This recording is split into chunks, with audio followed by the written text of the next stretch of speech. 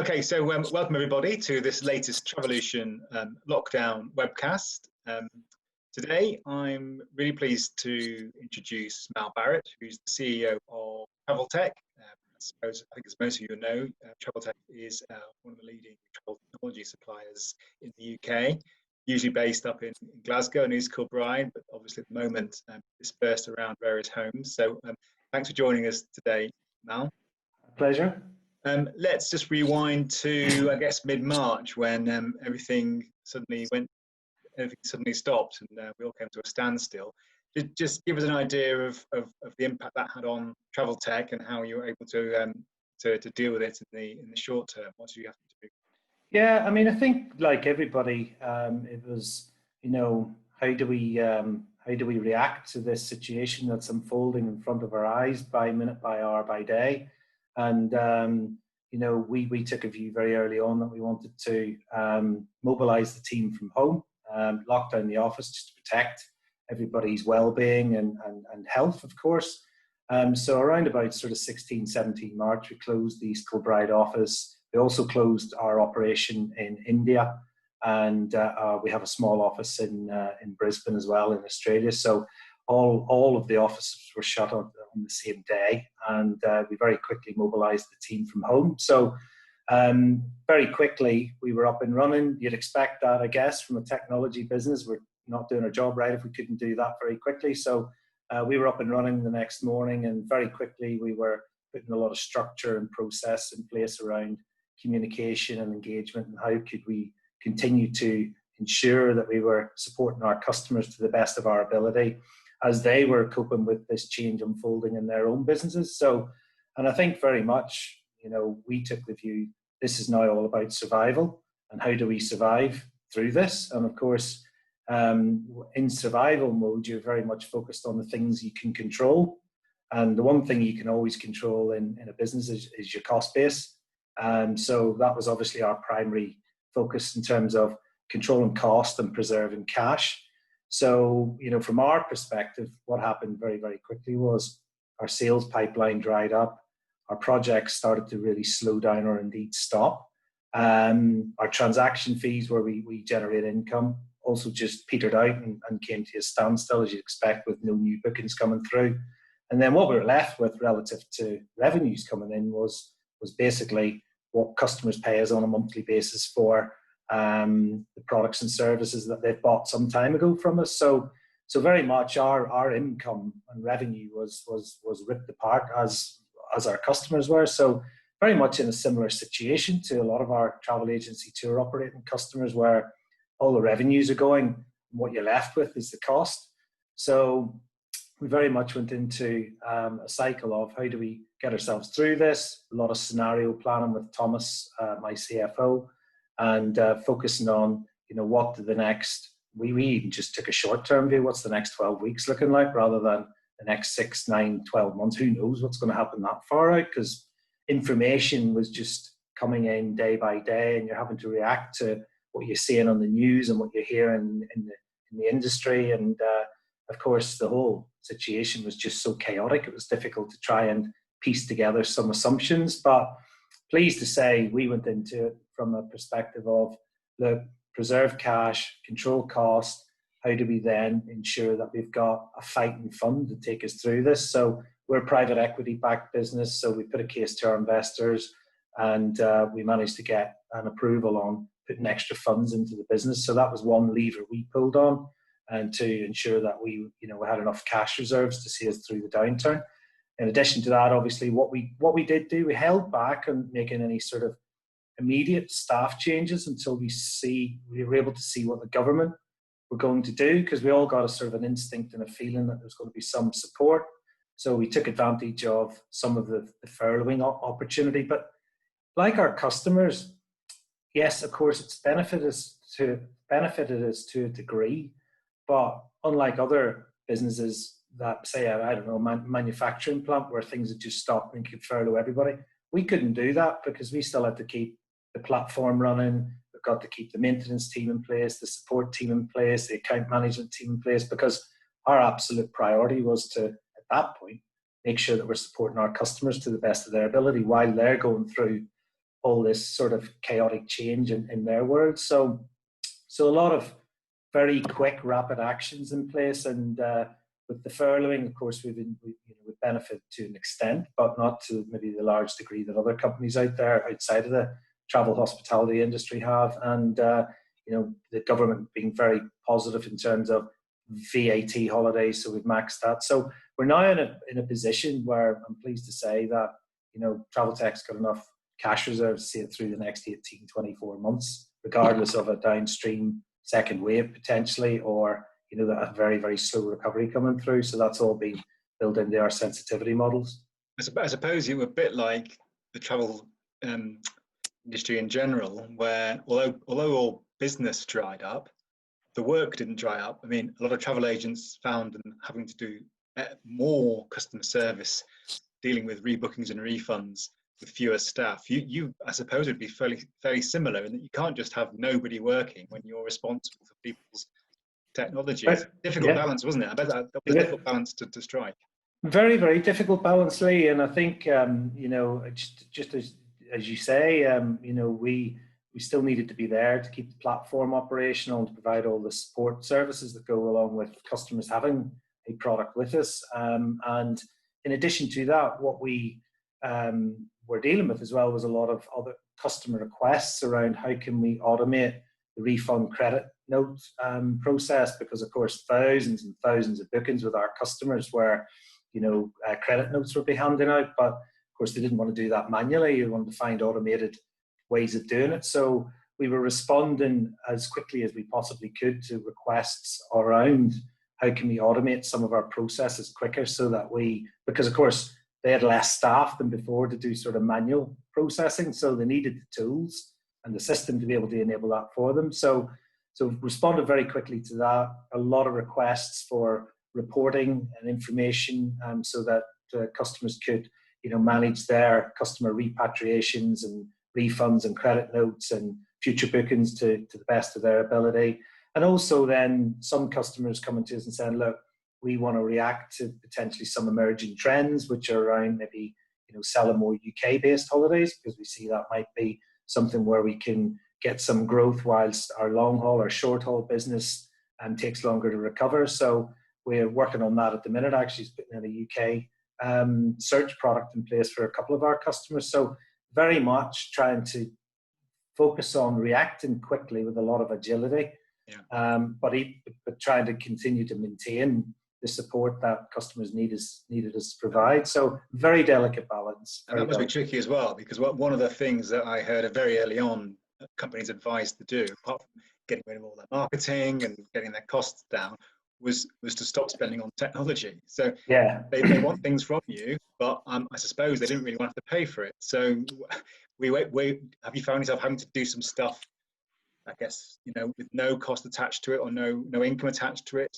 And that will come back eventually. Yeah, that's right. And I think, of course, like as you say, that when you're running a travel business, and I've run many before myself, the first thing you look at is where are the cost lines where you can throttle back on, and marketing, of course, is one, and IT CapEx spend is another. And there are strategic projects that you just think, well, we'll put that on hold for now because we're in survival mode. We just want to get through this, so we're not going to invest 50, 100, 150,000 in X, Y, and Z. So yeah, we've seen a lot of that capital expenditure being reduced. And then, as you say, in addition to that, customers are asking us to, do things and have sort of flexible sort of commercial arrangements around that. And we've put a real focus on being as flexible and supportive as we can, because we recognise how tough it is for them. And to be fair to all of our customers through this, from our point of view, when I talk about the one income stream that we're reliant on, which is the one where they pay us monthly for the contracted services, they've been absolutely amazing. They've recognised we're a small business. We need to be paid monthly. They need the system, and they've been very, very supportive from that point. I can't speak highly enough of how our customers have engaged with us during this period of time. And it's a real sign of the strength of the travel industry and the relationships, actually, when you're in these situations about people step up. And, I can't fault any of our customers for how they've stepped up. So we've tried to, put that back in, from our point of view, invest back into them and do things sort of on a lower cost basis than we maybe ordinarily would. So it's kind of worked well for both parties. That's good to hear, because actually I think you're the first company we've done one of these webcasts on who's a provider of technology, and there was a fear that the first people to really feel it would be their tech providers, as they just got sidelined. But it sounds like there's been a bit more of a kind of supportive attitude in the industry, which is a good sign. Yeah, no, absolutely. They've been excellent. Yeah, and also interesting that you managed to sort of go back to your investors and put a case for more funding. A positive sign, I guess. What were you able to say to them that was positive? Because it looks like there's a fairly long road to recovery for travel, but you managed to do it. Yeah, absolutely. Of course, very, very tough, because it's easier said than done getting money off people, especially when you're in the situation that you're in. And I think our case was pretty compelling. It was very much driven around, look, Traveltek is a global company. We have 120 customers who rely on the platform to be able to trade. And if Traveltek aren't around, that puts into doubt the future of 120 of our customers, because they may not have a system. So not that we were sort of giving them veiled threats or anything like that, but it was a very important point that needed to be made around, look, it's not just 100 jobs at Traveltek that might be at risk if you don't support a new funding round. There are a number of our customers with thousands of people working for them that could be at risk here. So that was a really important point. But also the fact that, look, Traveltek was making significant progress up until this point. The turnaround was really well into the turnaround within the company. We were profitable in January and February, which we hadn't been for the last 3 or 4 years. So we were turning the corner. And the message really I gave to the board was, look, we believe we're going to be about a year behind now where we thought we would be. So this is a bit of top-up money to see us through this period of change. But fundamentally, the basis of the business, the platform, the product is very, very sound. And we've got an excellent strategy to push forward into the future. So, and of course, because we're a global business, we're starting to see some already trends emerge in North America. Weirdly, hasn't really stopped. They've carried on with their projects. We did a new sales order out there last week, which was our first sale since this happened. And there seems to be this sentiment out there in the US, from what we're seeing from our perspective, that just carrying on. Yes, it's a bit slower, but there's more momentum there than there is in the UK at this point in time. Okay. So we'll look at some more of the trends that we see coming up in a minute or two. Just to finish this sort of bit about Traveltek's and the impact. Did you say there's about 100 staff that you had to deal with in that period, March? Then is that? Yeah, so we have 100 employees within the company. About 30 of those are in India. We do a lot of offshoring work. They work for Traveltek, and they handle a lot of sort of back-end processing work, quality assurance work, and customer support work. So we took a view that we want to try and protect as many jobs as we can. Now, as you'd expect, we've also looked at our cost base and how do we ensure that we can control, reduce cost. And there have been a number of roles actually that we have put at risk of redundancy within the business. And sadly those colleagues will leave us at the end of July. So we've tried to be as pragmatic as we can. We've tried to be as sensible and as supportive as we can, but we needed to carry a lower cost base into the remainder of 2020. So there are some roles that will leave the company at the end of July. Yeah, but for those people who you've managed to keep in work and actually keep off furlough and so on, you've obviously been trying to work remotely. Before we started this, you were saying that's been quite a revelation in many ways. In fact, you said you're probably working better now than you were previously in some respects. Sounds incredible, but actually, you believe that to be the case, and maybe things won't go back to normal.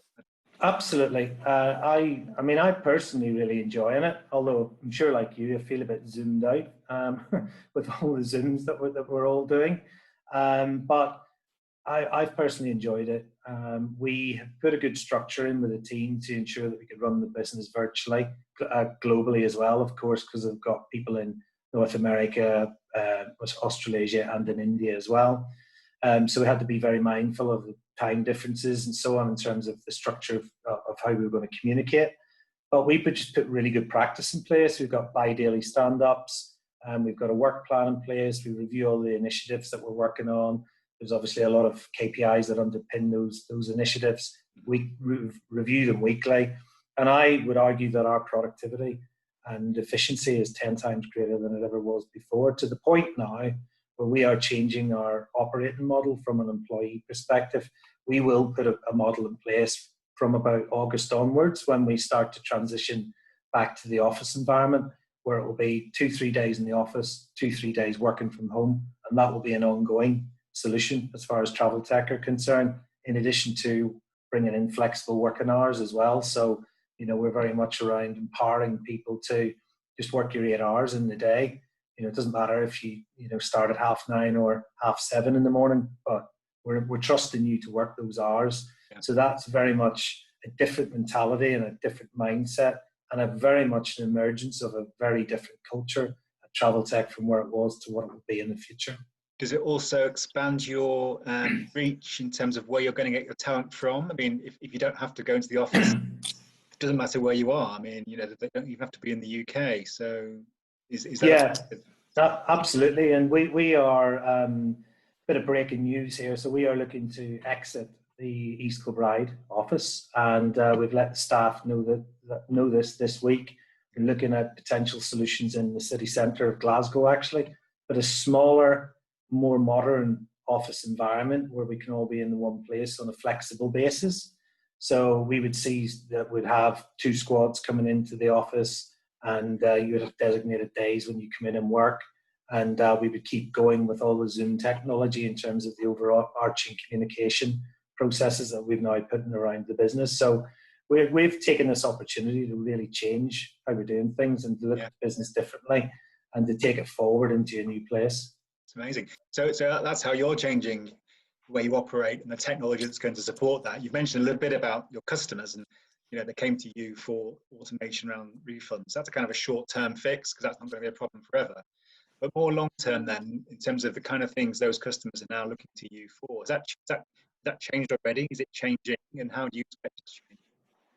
Yeah, I've taken this opportunity over the last 12 or 14 weeks to really reflect on our business. And of course, being stuck at home, you've got less interruptions, you've more time to think, more time to read, more time to digest.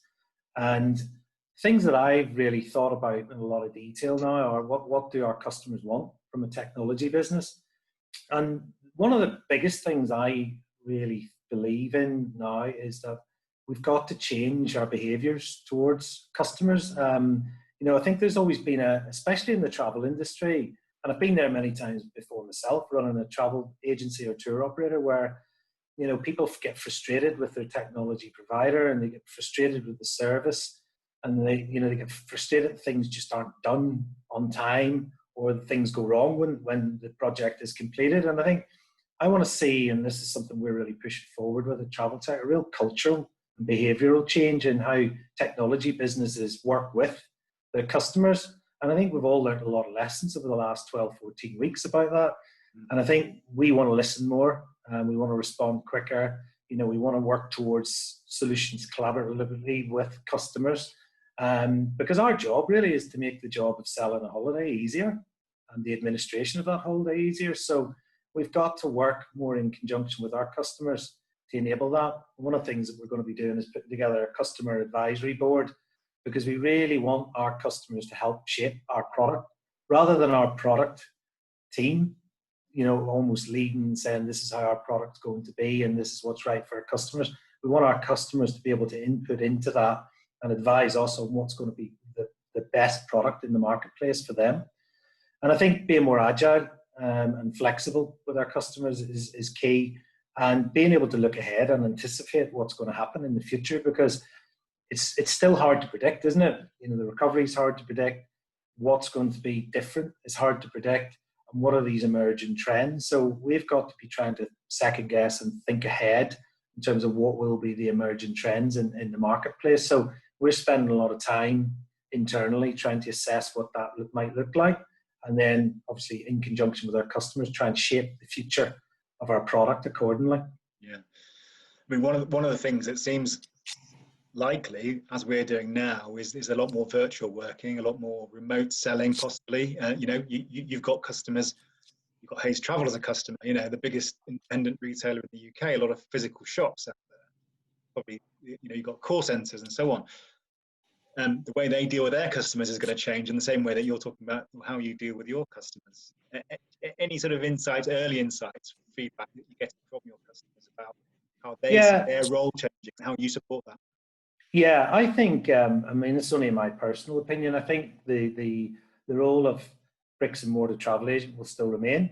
I do think it will be very much more on a bespoke, tailor-made, personalized basis, perhaps, where it might be less commoditized sales, but it'll be more bespoke and sort of tailor-made products being sold, where service, knowledge, expertise is paramount. Because I think, traditionally, popping into a travel agency in the high street was something of convenience because you were out doing other things. But I think customers will now need more of a reason to go in to the high street travel agency, and that reason would be knowledge, service, expertise, and product differentiation, perhaps. So I fundamentally believe there'll still be a presence in the high street, but I think it will be more of a bespoke, tailor-made nature going forward. That said, of course, the opportunity is going to be through technology and the virtualization of the communication with the customer. And I think I've already started to see some customers adopting Zoom or Teams as a method to deliver a customer experience and to be able to sell a holiday face to face. So I think that will accelerate at pace as well. And I think, of course, everybody will start to develop more their digital platforms so that it can embrace the customer experience. And whether that's online to offline over Zoom or back into the bespoke, tailor-made nature of what they're doing in their high street store, I think it's just going to be a virtual cycle of customer experience that will be harnessed through technology for sure. Yeah, I mean, people are going to look for more reassurance, we think, and there's been a lot of issues that have come up because of this, and people want that confidence that they're dealing with somebody they can trust. So actually, that pushes you more towards a face-to-face or more towards a person-to-person interaction, even if it's not actually in physical premises, isn't it? So it can go both ways, can't it? There's a lot more digital, but at the same time, not necessarily just an online interaction. And I think, you're absolutely right. And I think, look, you and I have been in the industry a long time, and people have been talking about the high street retracting for 10, 15, 20 years. Guess what? It's still there. And it still has, up until COVID was thriving and still very positive. And people still value that face-to-face communication and face-to-face service. So I think, will it change? Absolutely. Will it remain? Absolutely. I think what people have realised as well, they've been stuck at home for, best part of 3 months. It's going to be long. We all want to get out, don't we? Well, we do want to get out, but also we've become much more part of our local communities, and people have developed connections locally. And I think your point before. about trust, I mean, we have a lot of our customers, a lot of our biggest customers, of course, are very, very much trusted brands, and, they have a very, very loyal customer base as well. So I think there will still be a big part of customers wanting to reconnect with their travel agent and get that relationship up and running again for the time when the time comes when they want to book their next holiday. Because one thing we all know is people will always want to go on holiday, and I think it's a case of, yes, we all know there's going to be a slow recovery and a gradual recovery, and it will take time. But fundamentally, people will want to go on holiday, and that will never end. Yeah. What does this all do how does this change your commercial relationship with partners then, do you think? I mean, you mentioned before the importance of your monthly income. but for an industry that's possibly struggling for cash, how are you going to be flexible in terms of the way you monetize what you do? And yeah, I mean, our model being very much contractual revenue on a monthly basis for the product that you've previously bought off us, and then there's transaction fees in place for new sales that you've made. And I think one of the things that we took a very early view on was, look, we can't charge for transaction fees when a lot of these are rebookings, because how would you ever unravel that that customer booked then and then now we've rebooked them, and we didn't want to charge twice for sure. So one of the things that we've done is we waived transaction fees for a period of time to give our customers some respite and to ensure that they weren't having to pay twice for two transactions. That just wouldn't have been the right thing to do. So we've been very flexible from that perspective. But I think going forward, the Traveltek model of before, going a year backwards, was very much around sell a product at a high capital amount and then a low monthly recurring revenue amount. And we're very much changing that model. We'd rather have the customers not being sort of stuck with a huge setup cost, because back to the point about CapEx budgets being throttled back, we need to work within those parameters. So it'll be very much a model going forward of a smaller amount of capital expenditure up front for the product and the services, but then we would have a contractual period of being able to recover some of that over time. But then of course it eases the pressure on cash flow for customers in terms of when they buy a product from us. So it would be maybe slightly higher monthly revenues but lower upfront revenues, and that just smooths the whole cash flow out for our customers. Do you see a move towards more kind of a performance-based model where, if the tech you provide does the business for the companies who are using it, they'll be making more money, then you can benefit from that? Yeah, and I think that's what we've tried to do with transaction fees, if I'm being honest. So there is a cost of us being able to operate the platform and the product and the services. And what we've tried to do is sort of when a customer is successful through making huge amounts of bookings, then we sort of benefit from that with them. But if they're not, then we don't. Yeah. So there's always going to be this fixed amount of cost per month just to provide the product and the service. But I think the opportunity for us to earn more out of that is when a customer is earning more through their sales. So I think for me that works. That model, it's pretty much we're both enjoying the success, or we're not, as the case may be. And do you see firms looking to sort of scale back on their in-house dev teams? Maybe therefore coming to you more for more bespoke development, or do you think bespoke development maybe won't be prioritized? It'll be taking what's there off the shelf, just making it really work with good people around it. Yeah, I think the answer to that question, I think yes, there will be some potential reductions in in-house IT structures within various travel businesses, and potentially a move to more third-party services like ourselves. So obviously that would be positive from our point of view, but I think that we've tried to shift the model of Traveltek being very much, we build a product for you as an individual company, and we'll support that for you as an individual company to try and build a more standardized platform. If I'm being really honest, I think the days of building out bespoke travel technology solutions are reducing over time, and I think people do see the benefit in procuring a more standardized product offering. And the reason for that is that you benefit in the future developments that the tech provider invests in that standardized product. But more importantly, because it's a standardized solution in the main that you're operating in your business, the support on it is typically far better, because if it's one version of the truth, people know it.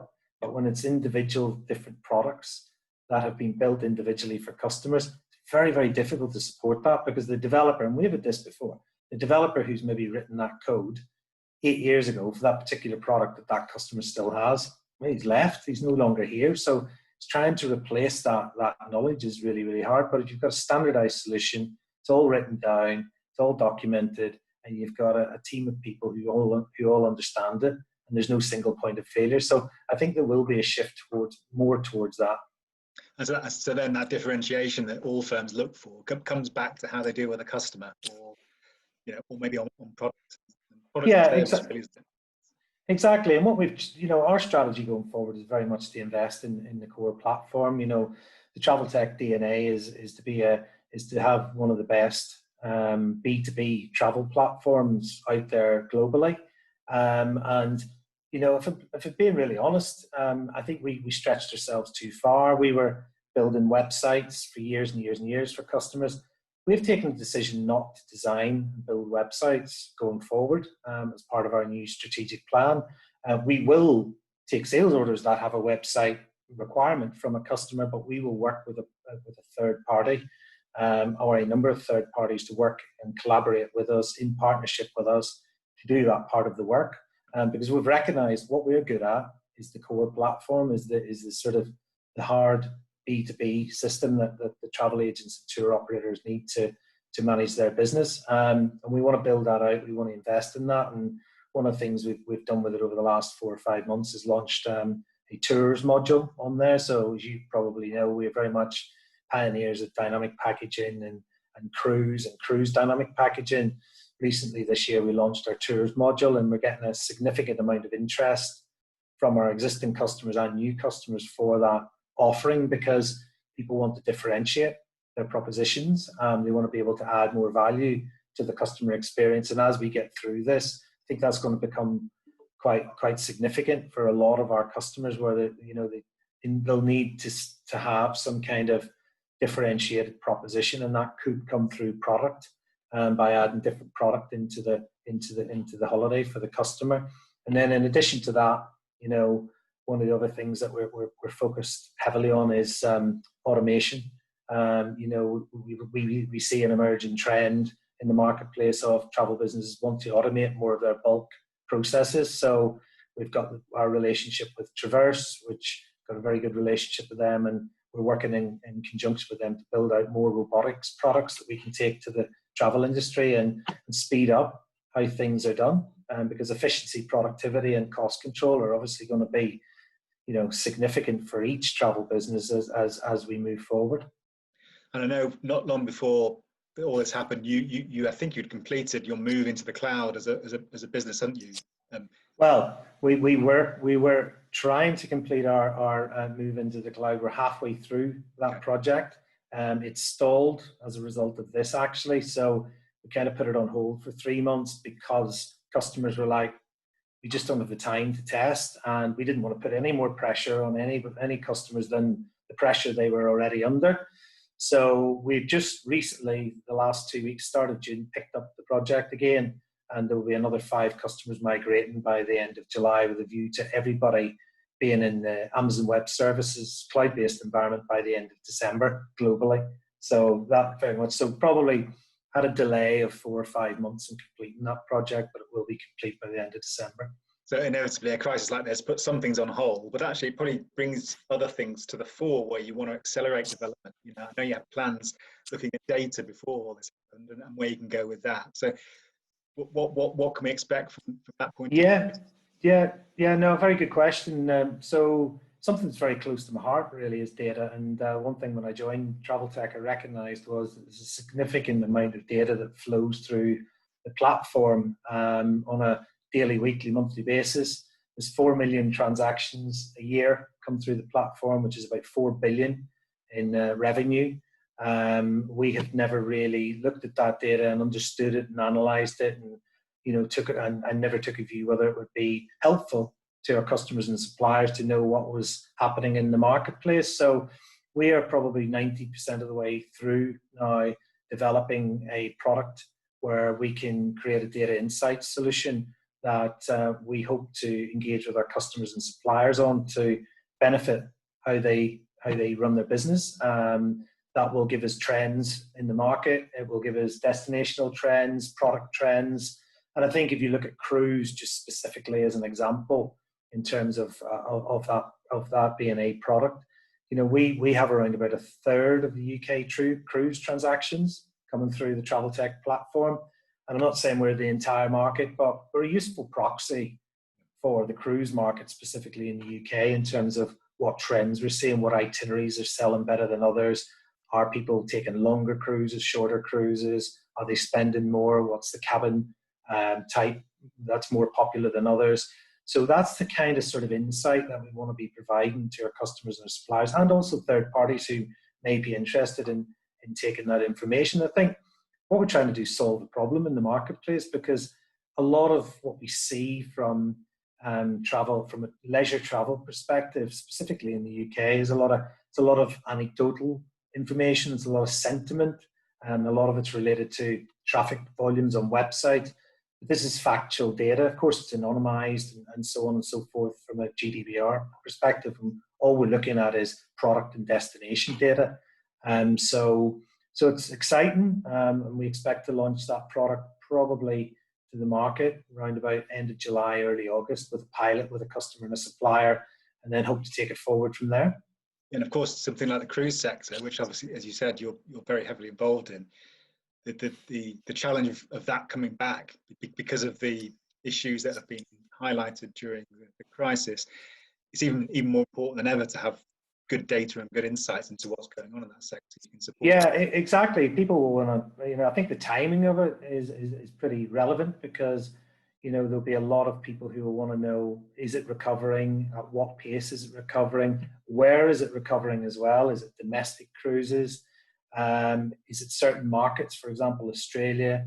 And I think the one thing you can absolutely rely on with the cruise industry, they will get it right. There's been such an investment in that industry over the last 10, 15 years that, they will get the procedures right on board. They will get the hygiene right. They will make sure that, customers are protected on board and safe, and that everything is in a very good situation. So I think that market will be probably slower than the short haul. I see the short haul leisure market coming back first, as you'd probably expect.